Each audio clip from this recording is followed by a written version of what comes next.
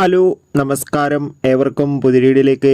അങ്ങനെ കാത്തിരിപ്പിനൊടുവിൽ ഗോട്ട് എന്ന ചിത്രത്തിൻ്റെ ആദ്യ ഷോ അവസാനിച്ച് ചിത്രത്തിൻ്റെ ആദ്യ റെസ്പോൺസൊക്കെ പുറത്തുവന്നുകൊണ്ടിരിക്കുകയാണ്. ആ ഒരു അപ്ഡേഷനാണ് ഇന്നൊരു വീഡിയോ ഭാഗത്ത്. വീഡിയോയിലേക്ക് മുൻപ് വീഡിയോ ലൈക്ക് ചെയ്യുക, ചാനൽ സബ്സ്ക്രൈബ് ചെയ്യാൻ വേണ്ടി ശ്രമിക്കുക.